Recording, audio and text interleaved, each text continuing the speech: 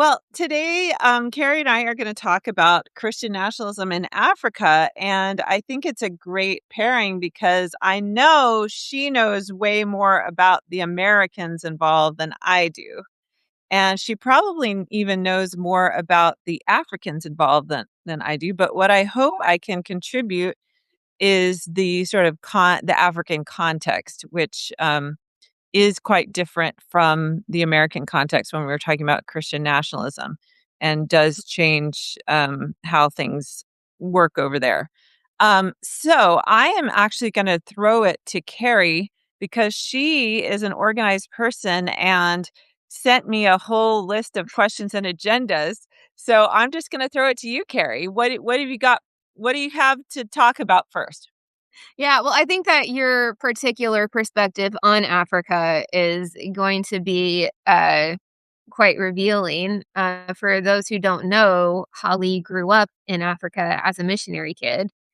And so I think that's why your Substack is called Zebra Without Stripes. Right. It's there's an African proverb, it's a man, but it's, a person without culture is like a deer without stripe. So I think that's what a lot of us third culture feel like. Kids feel like, yeah. Yeah. So I was wondering, just to kick things off, do you say that you were a missionary kid or that you are a missionary kid? I mean, obviously One you're not a kid anymore, but well, I still feel also like equally one. obviously, equally obviously, your experiences growing up as a missionary kid had a pretty profound impact on your life. That's me trying to say two words at once.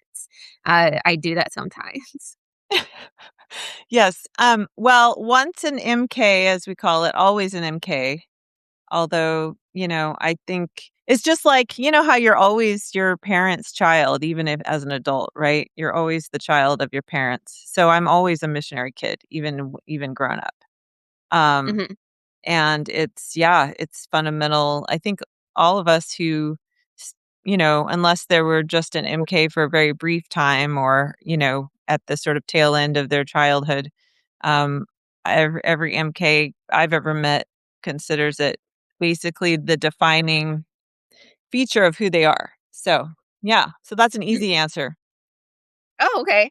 Well, I wanted to jump just to start looking at I think what's really fascinating, what we're gonna find so eye-opening and hopefully our viewers will be interested in is the exchange between African and American ideas in this whole world of Christian nationalism. And to to kick that conversation off, I wanted to throw back to the 2008 election when John McCain picked Sarah Palin as his running mate. And at that point, really nobody had heard about the New Apostolic Reformation. It was not nearly the powerhouse that it is today. It was more powerful than we realize. Um, it had a very well-developed infrastructure at that time. It was really a stealth movement within evangelicalism in a lot of ways. We didn't know that Sarah Palin was part of the NAR because we didn't really have the language of the NAR, except for I the certainly people. didn't. Right, there were people who were following journalists like, Rachel Tabochnik and Bruce Wilson, but if you weren't following these journalists, you really didn't know what the NAR was. But then this video surfaced about a month before the election that showed this apostle from Kenya named Thomas Muthi. He visited Sarah Palin's church back in 2003, which is while she was running for governor of Alaska. And we see in this video, we should probably put the video in the comments whenever this is published on Substack. Um, in this video, it showed that this apostle, he calls himself a witch hunter in Kenya, and this goes into the idea of, demons and occult level spiritual warfare within the NAR. He's praying against the forces of witchcraft over Sarah Palin while she's running for governor. And this was just, like, really confusing, really perplexing. This is an interplay between church and state that we haven't really seen before. We don't really know what to make of it. It's weird AF, and we're not sure that we want this person to be vice president of the United States, right? Yeah. Yeah. Well, I wasn't sure. Yeah. Yeah, well, the reason why Thomas Moothy was there is because a few years prior, a NAR media specialist named George Otis, he was one of the people who did a lot to promote the idea of prayer walking and strategic level spiritual warfare, all these different ideas of warfare within the NAR. He had produced this video series called Transformations, where he's looking at different communities throughout the world and showing how God just supernaturally over and abundantly blessed these communities when they committed themselves to God. And one of the individuals featured there was Thomas Moothy, that he was driving out these demons in his town in Kenya and had put a local witch doctor, Mama Jane, out of business. But there's a really important point here that I'm getting at that I would really would like to hear your take on, and you hinted at this, you didn't just hint at it, you wrote about this in The Missionary Kids. We don't really have accountability for these stories that people are telling us. You know, when people are when missionaries or evangelists or whoever is talking about how they went to Africa and these amazing, wonderful, spirit-filled things are happening, we kind of have to take their word for it. We don't have these accountability systems. We don't have this transparency. There's an entire ocean and cultures and languages that exist between us and the African context. And what was actually happening in Kenya with Thomas Muthi is Mama Jane wasn't a witch doctor. The person he put out of business was actually a pastor who Mhm. was in competition with him, Sure. um, and Yeah. he put her out of business and supposedly through, turning the entire village against her by proclaiming that she's a witch doctor.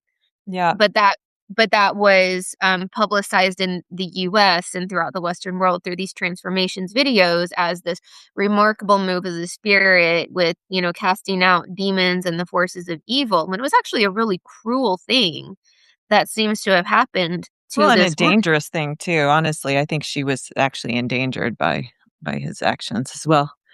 Yeah, well, let me back up a little bit and do some big picture stuff, and talk about the sort of exchange, the religious exchange between the American evangelicalism. And I'm gonna, by the way, I'm gonna from to start out with anyway, I'm gonna group NAR and some of these sort of fringy things within a broader evangelical umbrella, because in Africa anyway, that the sort of cultural transmission begins with a broader evangelical entry point.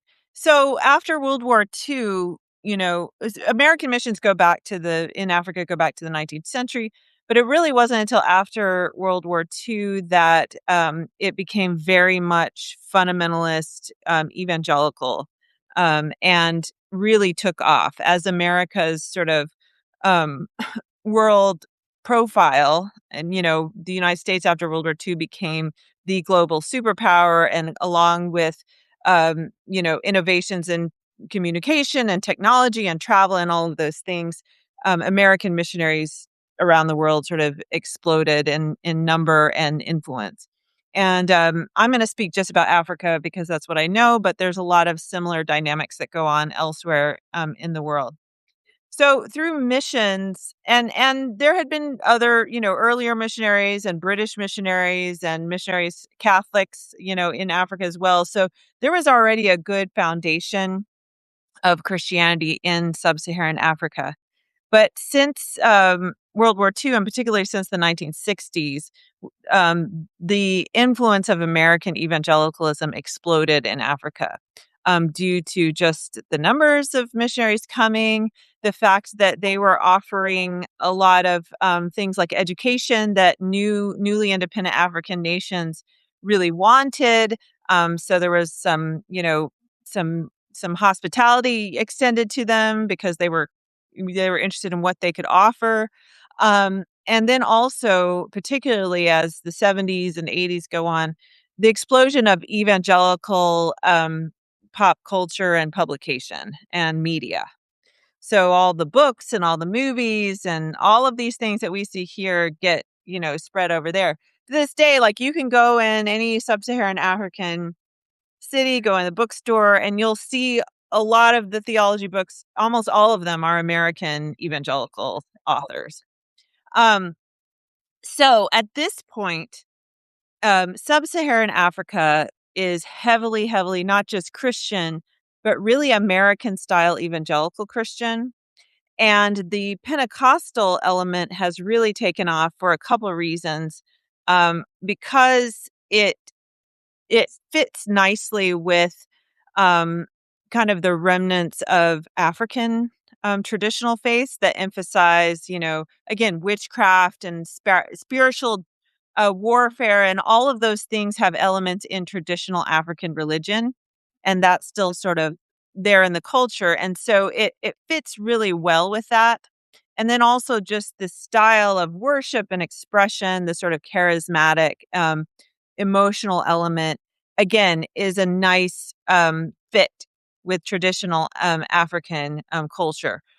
For those reasons, that particular kind of Christianity has really exploded and really taken root. And also the prosperity gospel. That's the other component that has really fit very well in the African context because these are very poor countries. There's not a lot of opportunity, right? And so people are just frankly very desperate for any sort of leg up that they can get, um, economically. And so a preacher who preaches a message of, and in Africa, it's, here in America, I feel like prosperity gospel has a lot of different forms. Some of it very financial and some of it more cultural. Like if you follow marriage teaching, you'll have a great marriage, right? That kind of thing. But in Africa, it's really, really the money aspect is really appealing and really and exploited. So unfortunately, there's all of these sort of charismatic African prophet types who really exploit the prosperity gospel for financial gain and are frankly, sort of con men, and there's some women, but it's mainly men. Um, so what you're seeing in more recent days is you're seeing that influence sort of boomerang back, right? So the influence sort of goes over and then it really takes hold and it becomes I always liken it to like when invasive species of plants, like eucalyptus trees, like eucalyptus trees are now all over South Africa, even though they're not indigenous, right? And at this point, Mhm. it's kind of like at some point, or pizza in America, like at some point, does it really matter if it's American or Italian, right? Mhm. It's here, it's taken root, and it's here. We're all eating pizza, Well, and I'm so not yeah. sure what Italians are gonna think about something like Domino's, to Okay, be and to be again, totally and honest. like pizza, it might come back in a slightly different form. It might be transmuted in a little bit different form. So anyway, um so now we're seeing like it sort of boomerang back into into the American context to where that you see all of these African prophets and preachers and things, inserting themselves into American politics. Um Now I think it's a sort of I think both sides are kind of using each other, frankly. I don't know that the African and I just was in Kenya and I talked to a group of pastors, very mainline, be like Baptist, not anything freaky pastors, but very devout and very influenced by American evangelicalism. And they had some understanding of kind of what was going on in America. They were shocked to hear that American evangelicals were the backbone of the MAGA movement, but they didn't really understand the particulars of it, that how like, oh, okay, you're part of this larger American evangelical movement that's then tied to this. They didn't really quite get all that. So I don't know how much these African prophets are understanding the American political context and sort of consciously supporting that those ends. But I think the relationship is mutually advantageous and that they're kind of using each other. So Africans, and unfortunately, this is part of my childhood.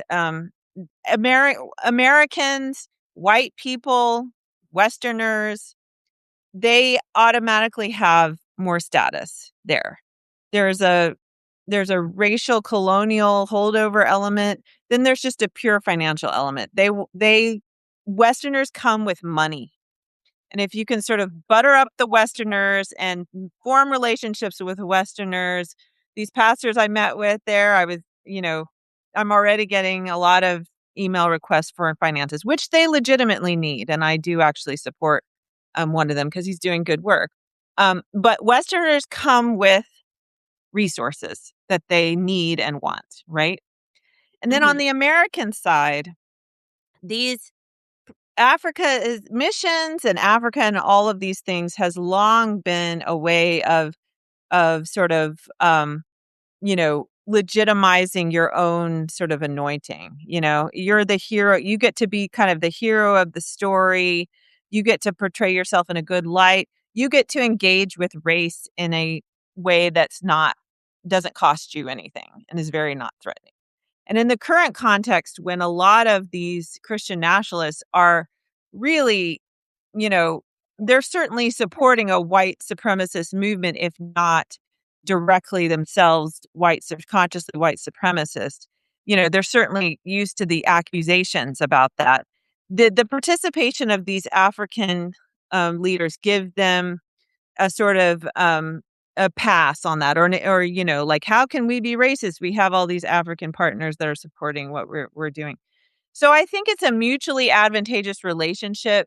I think that their goals are, not exactly aligned necessarily. Mhm. I'll Yeah, and stop there.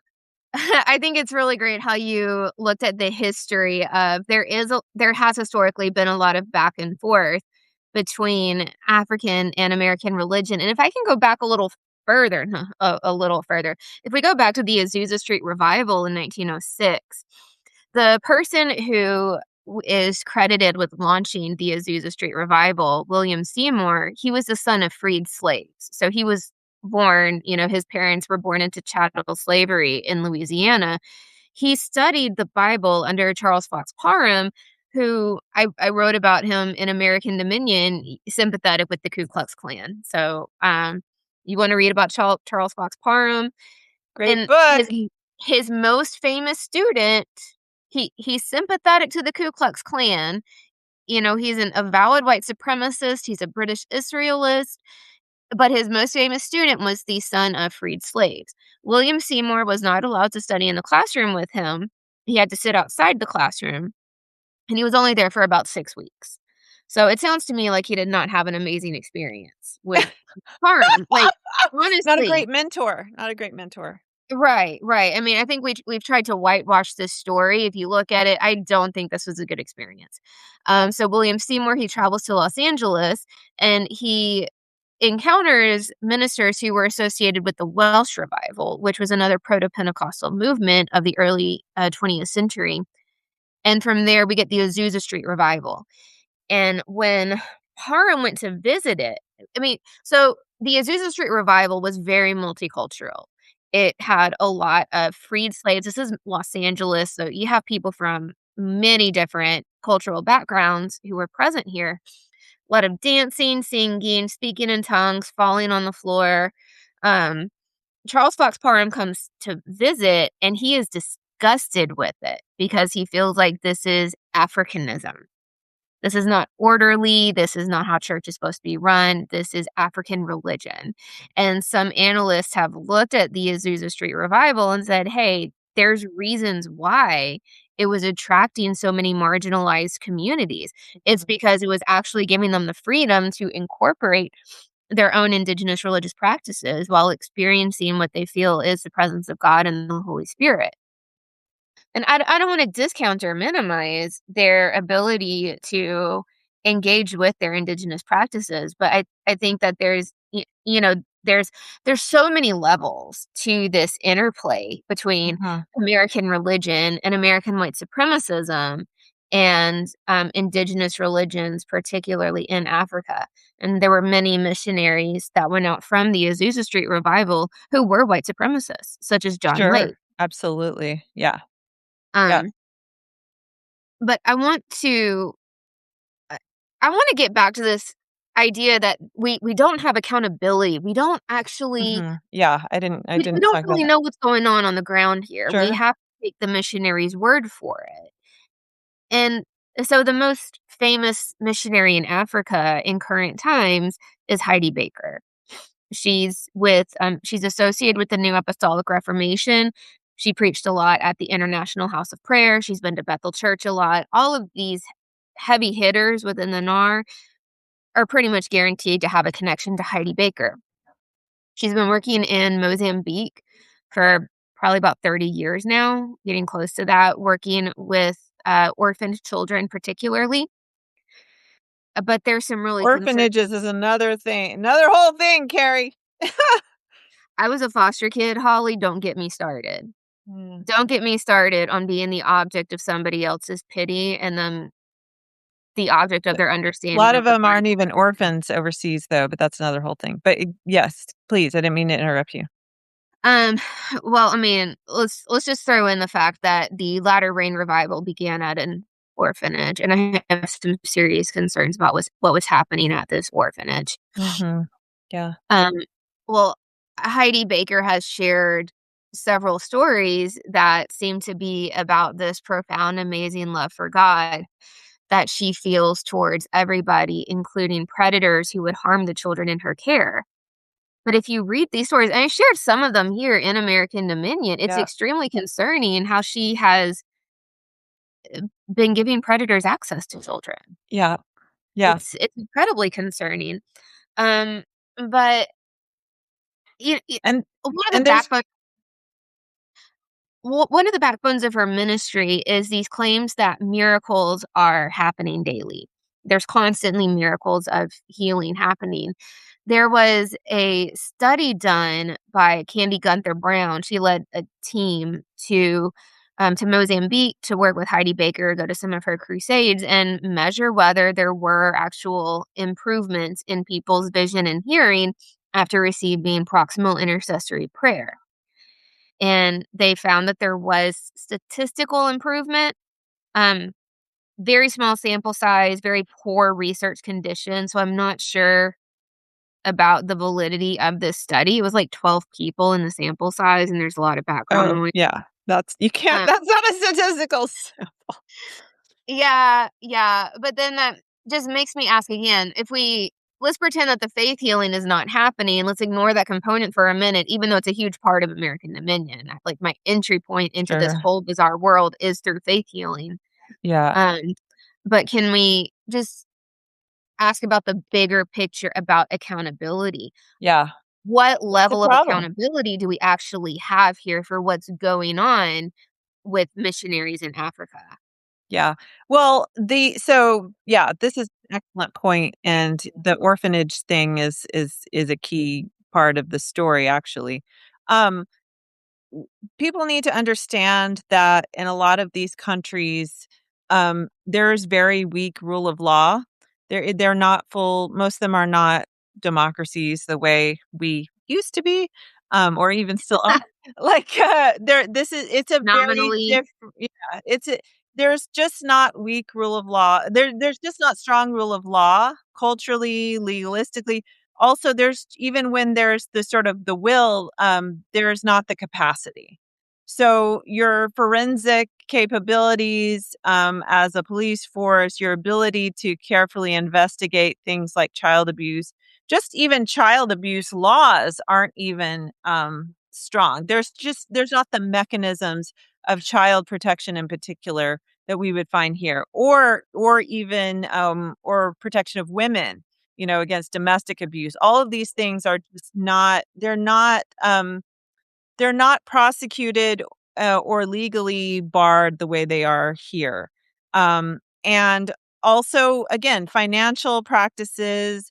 You can, if you're talking about overseas, money operations. I mean, I'm not a finance person, but what I hear is that there's a million ways to sort of launder money, especially when you're dealing internationally and in countries where there's weak rule of law. So there's a million ways that there's not accountability. There's also, again, the journalistic capacity isn't necessarily there. So you're talking about, in America, how we generally know things that are going on, or if there is some sort of prophet that's claiming to do all of these things and making a big splash.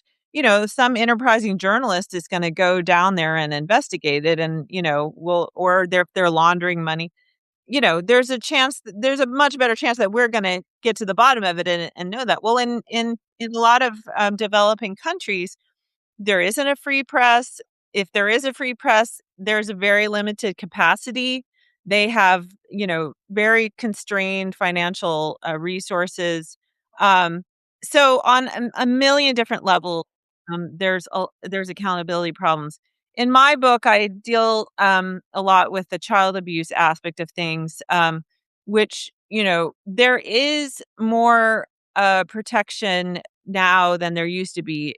Since 2003, there was a law passed that allowed Americans who commit child abuse overseas to be prosecuted under U.S. federal law.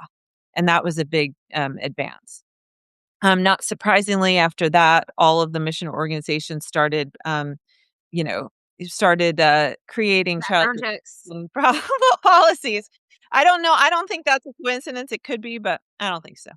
Um, but with the orphanages in particular, that is that's and there's been a lot of scholarship on this by journalists in particular around the world. How in a lot of developing countries, a lot of the kids in these orphanages aren't even orphans. Mhm. The parents just, again, they see the orphanage as a way to get their child better resources than what they can provide for them. If it's run by Americans, maybe they'll get to go to school in America. There's a huge draw that I don't think Americans can really appreciate how much power they have. If you're a particularly a white American and you show up in Africa, and you wanna do almost anything, like, doors open for you. Like, you have automatic power, economic power, you're assigned moral authority that's probably not due to you. I saw this over and over again, growing up. So, again, an American comes, opens some sort of orphanage. People think this is the way to get their children some sort of opportunity. Right, And an so orphanage might really be like a boarding school for impoverished families. Catherine Joyce wrote a book on that a few years ago, The Mhm. Child Catchers, and Yeah. Yeah. she gave several examples where she spent years with the families and found that there were cases of out and out trafficking that would disguise Absolutely. as international adoption. Yeah.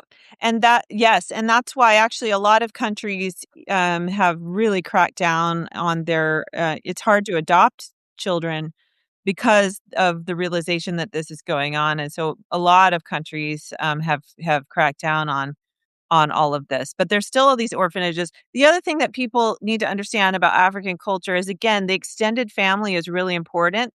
So again, even if a child's parents have passed away, there's an extended network of relatives who probably can and would be willing to take care of them with proper resources. But instead, this orphanage model, the Westerners get to be the heroes. I mean, talk about a fundraising, bonanza. If you want to raise a bunch of money, all you got to do is go in a big evangelical church and claim and show them pictures of cute brown and black children, and make the case that you're doing all this good work for them. And you're gonna get some funds there. So it's I'm not saying that there's not good people and good work that sometimes happens, but the model is really suspect. My In my book, I talk about a case in Kenya of an American who actually was already had already been, I think, convicted of sex crimes in the U.S. And he shows up in Kenya as an independent missionary with his wife and sets up an orphanage. And, you know, he spent 10 years abusing children. And the community knew about it, and the community like tried to get the authorities involved, and they're basically like, "Oh, that's a little America. We're not going to deal with it." And eventually what happened was a Kenyan American woman who is just an out I mean, her name's Margaret Ruto. There was a Washington Post story about her, and she's a badass. She's amazing. I spoke to her on the phone, in the course of my research.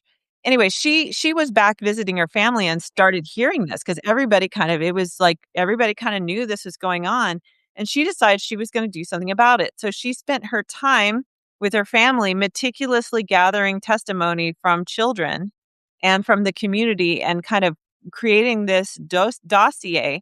She goes back to the States and gives it to the FBI. And then he is, he they get the attention of Kenyan authorities. He flees the country before Kenyan authorities can arrest him, but then he's apprehended and charged and convicted in the US under the PROTECT Act of 2003. Um, so that's just one case. Um, Again, I don't mean to like paint everyone with a broad brush. You find in missions there's a huge spectrum of people doing good work and good people doing good work and terrible people doing terrible work. So, and then there's like a Mhm. billion things in between. And a lot of it are just like basically good people doing useless work. Um, so Yeah, and I love how in your book you pointed out that there is a better model than sending out missionaries, and in Catherine Joyce's book, she pointed out there's a better model than opening up orphanages, and it's supporting the local communities to be able to do this work on their own. You yeah, know, if we can increase the capacity of these local organizations, then they're going to be able to turn around and support these children who have been orphaned, and maybe they have relatives that are willing to take care of them, but they need food in order to feed this child, right? yeah. School But fees, things like that. that that's not a panacea though, because let's talk about Rick Warren. Let's talk about America's pastor. He has And he's his tried. BFF, the brutal dictator? So, the Rwanda genocide, a truly, truly horrific thing, and there were many children who were totally and completely orphaned because of the Rwanda Absolutely. genocide. You know, there might be 1 or 2 children left in an entire clan because everybody got hacked to death by machetes. And, Rick Warren kind of adopted Rwanda to turn it into a purpose-driven nation. Oh, no, it actually went the other way, Carrie. Paul Kagame, who is no dummy, he reached out to Rick Warren, and So Paul glad I have you here. yeah, Straightening me out. yeah, no, Paul Kagame, which I just came from Rwanda and visited the genocide memorial and spent, several hours with a survivor and a, genocide educator. And that country is locked down tight, let me tell you. Paul Kagame, who commanded the force that invaded, they were Rwandan exiles living in Uganda, and the RPF invaded in the wake of the genocide to end the genocide and take over the country. And he is brilliant and brutal. He's if you there's a great book called Do Not Disturb by Michaela Wrong who documents his story. One thing that you will never hear in Rwanda and that they've tamped down really tightly is there was another smaller genocide, but nonetheless a targeted killings of Hutus by the RPF in the wake of the genocide against the Tutsis. But you do not hear about that. They're very insistent you call it the genocide against the Tutsis. They'll make a real point that you learn that when you're there. Anyway, Kagame has really performed an amazing thing by resurrecting Rwanda. He's very gifted. He's very smart. He's very shrewd. And he runs a tight ship. By regional standards, Rwanda is a much less corrupt country. Their economic growth has been good. Things look clean and nice and orderly. But what's holding all it together is this brutal authoritarian regime that will send death squads to other countries to murder dissidents. Yeah. Mhm. But one of the key components of Kagame's project has been winning the favor and sort of pulling the wool over the eyes of the international community, who are dazzled by the apparent success of the country and willing to give him a pass. He basically communicates the idea that he's the one that ended the genocide. Only he can sort of hold this country together. So therefore the dictatorship is necessary because otherwise Rwanda will go back into chaos.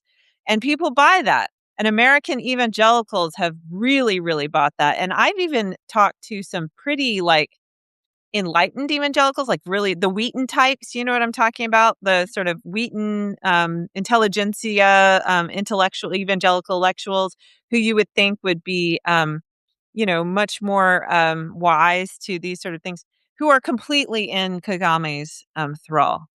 So one of the things he did was when Rick Warren's book came out, The Purpose-Driven he Life.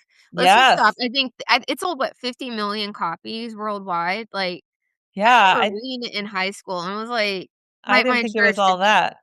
my church did this big to-do about the Yeah, purpose-driven yeah. life, and they were gonna take, like, 2 months to do nothing but the purpose-driven life, and I was just in high school. I was like I was a kid, and I was like, "This Yeah, is kind of just basic. not impressive at all." Yeah, yeah, I'm it's pretty really not basic. impressed with it, but it Yeah, me apparently same.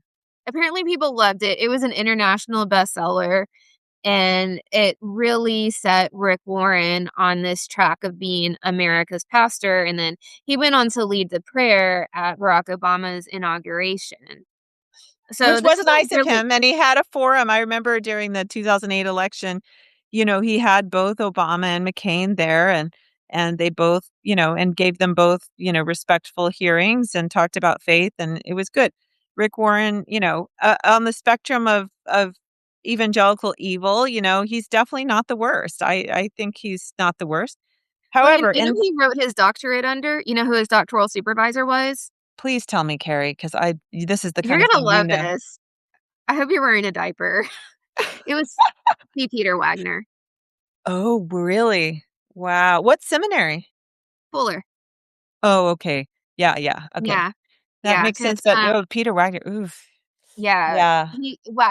yeah, Warren is not NAR, but I think that if we started to dissect his ministry and his teachings, we would find a lot of Wagner's ideas. I mean, Wagner was a church growth specialist. Yep. Um, Yep. that was his claim to fame when he Mhm. started building up the NAR, and, Rick Warren has a very well-established megachurch in LA, Saddleback Church. Yep, So, and used his methodology, I think, to really build it up. The Saddleback Sam and Saddleback yeah, Sue or whatever. Yeah. yeah, yeah. Um, So, yeah, yeah, so let's keep talking about what happened here with Rick Warren yeah, yeah, I and was just gonna say one Rwanda. more thing about Rick Warren. Now it's kind of escaped me, in terms of I was just gonna make the point that, Rick Warren Saddleback is actually was, now it's been kicked out, but it was a covert, like an undercover Southern Baptist church. Mhm. And so he was a Southern Baptist, pastor. Now they've kicked Saddleback out because they had a women children's minister or something ridiculous like that. But I think, when you were talking earlier about the prayer walks, this is an example of how this sort of some of this fringy stuff in the Pentecostal realm has been adopted, has, sort of permeated what I've seen, like, as the course of the 20th century went on. I think there's been kind of a merging of a lot of different religious elements that might have been at each other's throats, but under the auspices of achieving some sort of broader Christendom power, they've Mhm. sort of papered over a lot of differences, and there's been a lot more cross influence. I think you see this also with the Catholic dominionism as well. But with Yeah, the but the that's what American Dominion is about. It's about, like, yeah, these theologies are different, like, these are very different people that came yep, together because they had this shared political goal, that's and right. I love Yeah, that you used the word Christendom. That's in the title of American Dominion. It's like, no, this really is a fusion yeah, of church and state like we have never seen before in American right. history. So, like the prayer walks, for instance, my Southern Baptist, very much not, I've heard them bash Pentecostals on many occasions, but my Southern Baptist parents, started leading prayer walks, in the 1990s. And this became like a thing that Southern Baptists regularly do now is they do these prayer walks. And there's that, and that came, where did that come from? That wasn't something that was done in the earlier period of Southern. So anyway, so Rick Warren is probably you know better than me, I'm sure, but he's probably an example of that. But back to Kagame. So Kagame reaches out to Rick Warren, has read this book, has heard about the book, and basically tells him that he wants Rwanda to be the first purpose-driven country. And he wants to basically use Rick Warren's book as a template for the entire country, and basically turn the entire country into a book club. um, which he does. And Rick What could go Warren wrong? What and could and go Rick wrong? and Rick Warren is all about it. He doesn't see this as like, oh, a brutal authoritarian dictator is going to use my book to further control his people and get a bunch of American money and funders and donors. Like he's not wise to that apparently, or he doesn't care. I don't really know. I'd give It's him the benefit of the doubt. So I don't the know. two Any of attention is them good attention. so the two of them become like BFFs, and Saddleback has this whole massive ministry in Rwanda, and it begins this sort of blossoming of all sorts of ventures and things like that. To the point and well past the point where Rick Warren should have known, he has Kagame at Saddleback in 2019, which is very late in the game, again, in the Kagame trajectory. I think I need to check when Do Not Disturb was published, but I think it was after that book was published. And I'm sorry, anyone who doesn't know the truth about Kagame after the publication of that book is just, hiding their Well, head in the sand. let's just sit for a minute with the fact that an American megachurch pastor who is incredibly powerful just in the term of American cultural capital is having foreign heads of state over at his church. That just let's sit for a second with how problematic that that is, regardless of whether or not this is a dictator. Yeah, yeah. And also I feel like the example shows exactly what I was talking. I'm just looking at the publication date of this because I'm like genuinely curious. Okay, so it wasn't until 2023. So I give him a little bit, but still, everybody knew about Kagame. Like it wasn't hard. Again, this is past the point where he had sent a death squad to kill a dissident in South Africa. So not subtle at that point. Yeah, so I think the story also illustrates really well what I'm talking about sort of both partners in this relationship using each other for their own ends, right?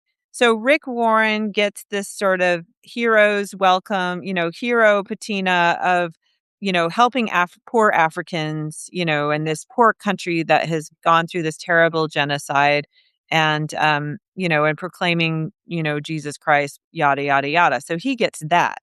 And then Paul Kagame gets this Christian, blessing on him and gets to use that sort of veneer. And then he gets a whole bunch of funds and goodwill and cover from American evangelicals. So I think it's a great example of that. Right. But I think, if I'm not mistaken, I want you to correct me if I'm wrong here, that Rick Warren's plan for rebuilding Rwanda was to turn churches into healthcare centers, schools, everything that the community needs. And what this looks like to me is a laboratory for implementing Rouse's John Rushdoony's concept of Reconstructionism, which is where we don't have the government providing any of these services, such as schools, healthcare facilities, anything. It is all run by churches. And we run into the very real danger. Like, even if this is just a very well intentioned pastor who wants to support a country that's recovering from an incredibly brutal genocide, and we already have a network of churches, let's use the churches, let's just give him the benefit of the doubt that this, like, he really thinks this is going to go well. But let's consider for a fact that there is a very heavy anti-LGBTQ bias in this part of the world. And if we're trying to prevent another AIDS outbreak, and we're relying on churches to serve as health clinics, but churches have this anti-queer ideology, and maybe they're not going to service somebody that is known to be gay. Well, now we've put this whole population at risk for a resurgence of AIDS. Yeah, yeah. Let me back up a little bit and just say that before I talk about the LGBTQ issue in particular, I think you're right in sort of principle, and that this sort of model is similar to what Rushdoony or whatever would want in America. I think the context difference does matter, though, and I think Christian nationalism um, looks quite like the context is quite different in Africa. So in America, you're talking about a full, again, what was a full-fledged democracy with, pluralistic secular democracy with, you know, civil rights and human rights protections in the law, et cetera, et cetera. And a government that provides a lot of, basic services and so on and so forth. And you're talking about, and then you're talking about in the American context, a group of religious zealots who feel like they're losing power culturally, and so therefore they want to take political power away and basically remake the society. I think in Africa, it's more complicated, and because you're talking about places where there is no democracy, there's weak democracy, there's weak rule of law, there's not many services, there's endemic poverty, there's not education, there's not health, and so a lot of times Christians, and not just missionaries types, but indigenous Christians, you know, are are the ones doing these things, and they're doing it out of good motivation, not as a way to sort of gain power. So, like these pastors I just met with in Kenya. The other context I think before I get to that, the other context that I think is important is in much of sub-Saharan Africa, the dominant culture is like strong, devout Christianity. That is the dominant culture. And so there's not really the compelling need to sort of seize the levers of power. And politically, there's Christians against Christians. Like there's Christians who are sort of in the pocket of the dictators, and then there's Christians who are fervently working for democracy and peace on the ground. And so um, it's not to say that if Christians sort of as Christianity starts declining in Africa, then you might have this sort of movement to compel, to sort of grab hold of the reins of power. But right now, it's kind of it's not that Christian nationalism isn't there. It's that it's sort of it's layered under many other larger concerns. You know what I'm saying? So like Mhm. these authoritarian dictators, they might use Christianity to get followers. I mean, a lot of them do, certainly to get, but again, mainly they're using it to get support from America and American evangelicals. But most of their authoritarian abuses are not respecting of faith or cross. They'll throw an evangelical in jail because he's the wrong tribe or he's in the political opposition. Do you know what I'm saying? Mhm. It's not the authoritarianism may use religion, but it's not of the same flavor as what we're seeing here, I guess I would say. So Yeah. like these pastors in Kenya, Kenya's a good example. Kenya is a devout, heavily, heavily evangelical Christian country. All the presidents have been some flavor of Christian, devout Christian, or claimed that, high church attendance. Christianity, evangelical Christianity is not controversial. There's a large Muslim minority in Kenya and they pretty much exist peaceably. And Muslims have rights under the Kenyan constitution, but it's just not really an issue because the Christians are so dominant, and Mhm. so the struggle in Kenya and for Kenyan Christians is basically, they're sort of they have their differences along ethnic lines and and then those overlay with political lines. But really, I see them playing mostly a really constructive force in terms of trying to build peace and keep the peace across. Like there's an election next year, and all the pastors were very concerned, even though they're different tribes. They want to work together to try to build this message of peace, which I think is kind of admirable. It was very admirable, actually, and very helpful in the Kenyan context. So I think you're right, but I think the context matters, if that makes sense. Yeah. Well, if we could camp out for a little bit on Rick Warren and this anti-queer movement, and not just Rick Warren. Yes, There's been a host of big American movement. evangelical leaders who have been promoting this anti-queer animosity, particularly in Uganda, but I mean, obviously, it would not surprise me if it was happening in other parts of Africa Oh as yeah, well. it's Um, widespread. I think that Rick Warren was working with Martin Sempa for a while, the anti-gay pastor in Uganda who would show these pornographic videos of gay sex to crowds of people to rile them up against their queer neighbors. Um, so I was wondering, I really wanted to hear your take on this. I have a whole chapter about this in American Yeah, Dominion about the role of these particularly NAR leaders, the New Apostolic Reformation, like Lou Engle and leaders from Youth with a Mission, YWAM, yeah, who helped to promote this legislation in Uganda, as well as the International House of Prayer that um, there's been several iterations of this legislation that it condones vigilante violence against queer people, that it criminalizes gay acts, even consensual gay acts between adults. And I wanted to hear your take on this exchange between American evangelical leaders and the anti-gay legislation in Uganda. yeah.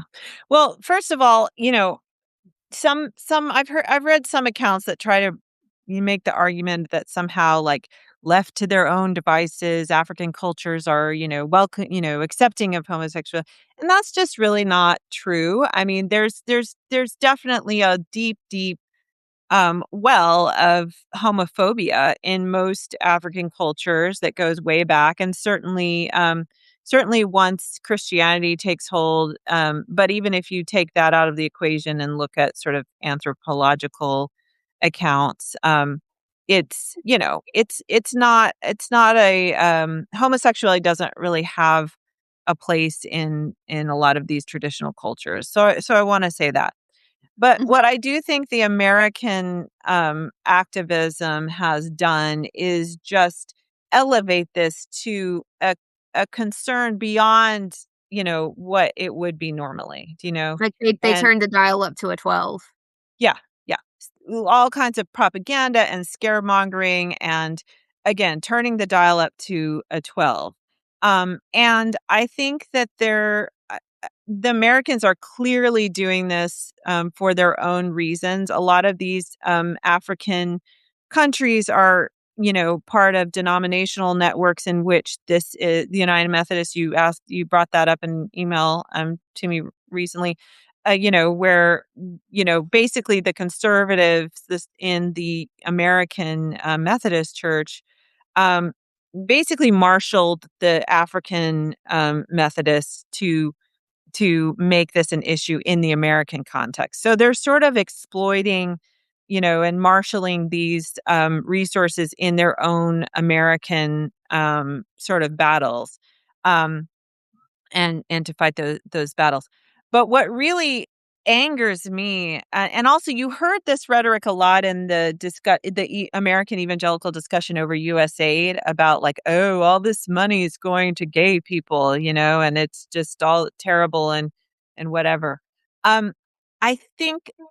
And maybe it's charitable to say Americans don't realize, again, the rule of law context and the weak democracy and the weak human rights context.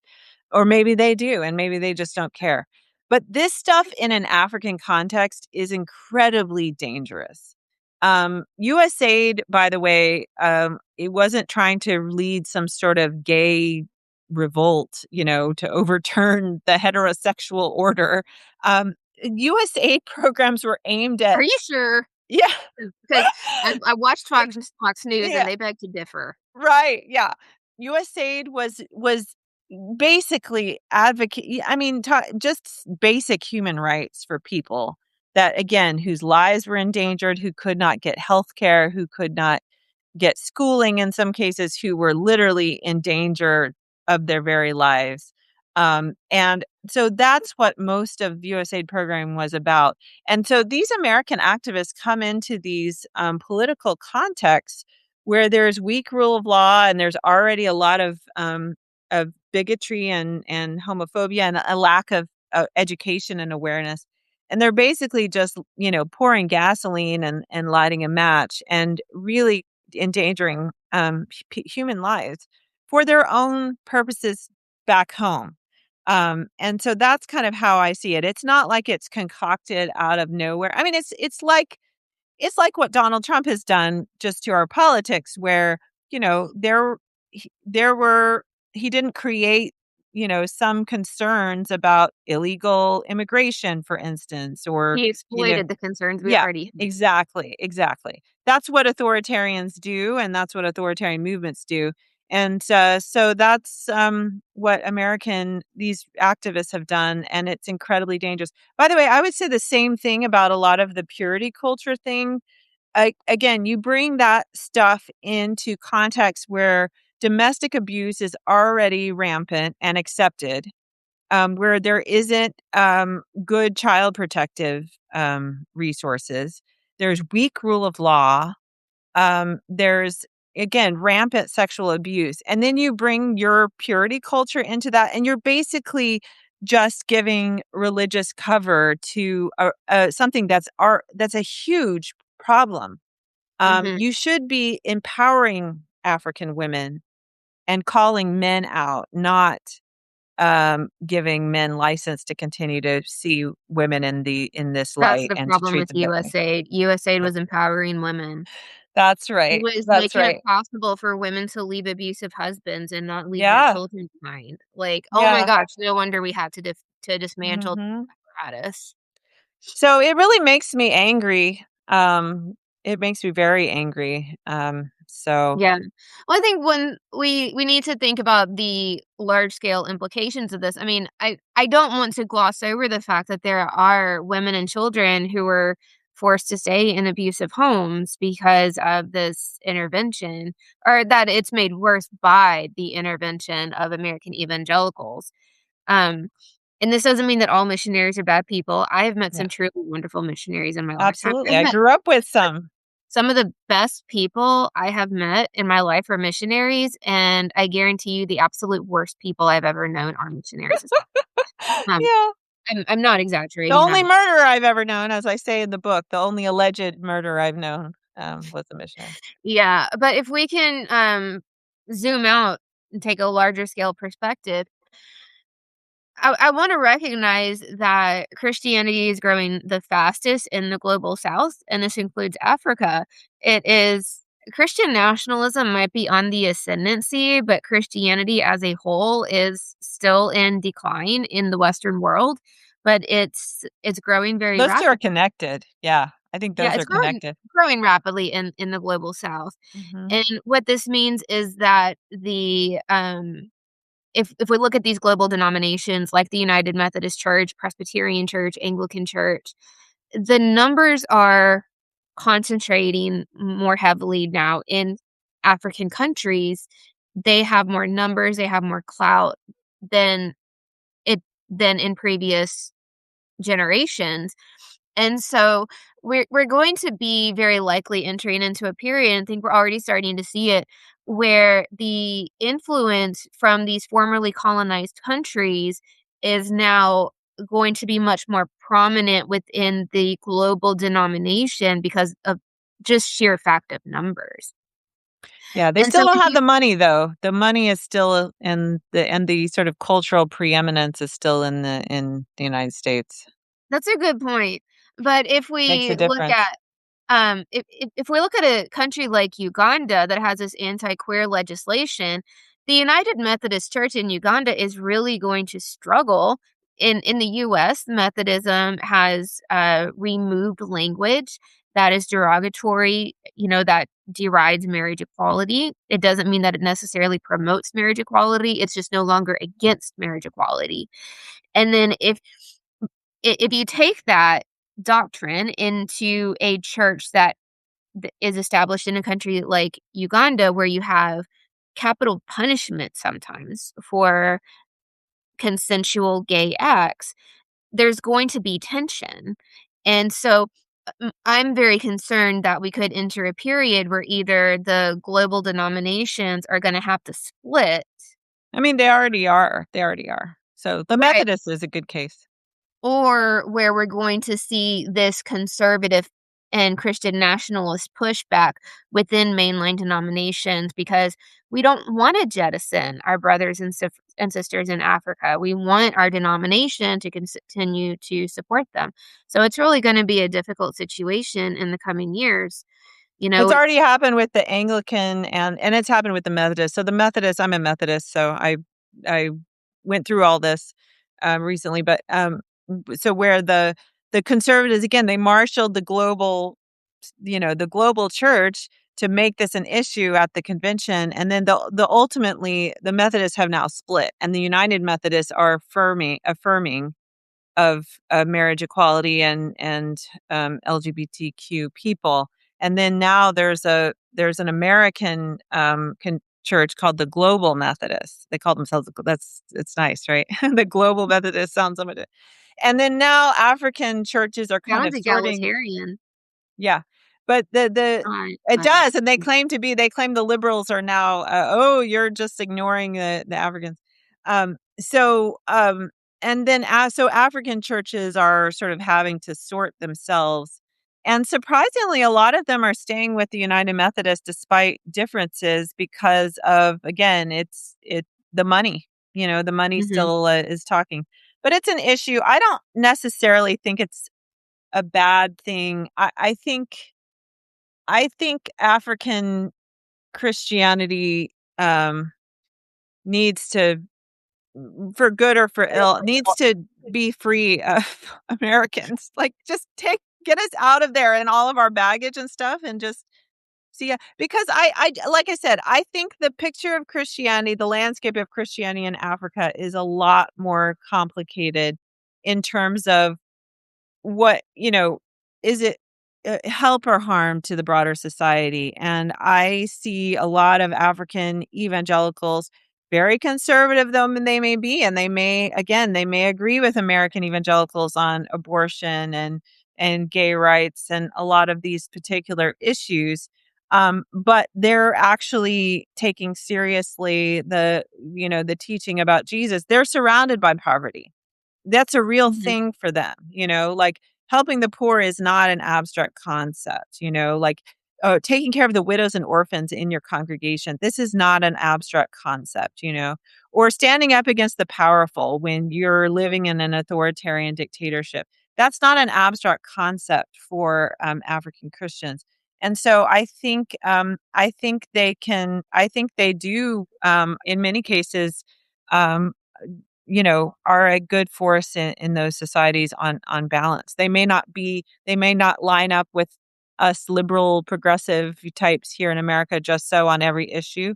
But I think on balance, they're doing good things. Not in all cases, obviously. Again, especially not when they link up with American groups and get drug into our battles here. Yeah, I think we need to, fix our own let's fix American Christianity That's before it. we try to go fix other countries. That's it, but it has never stopped us before, so why stop now? So, we were sending missionaries while we were holding slaves.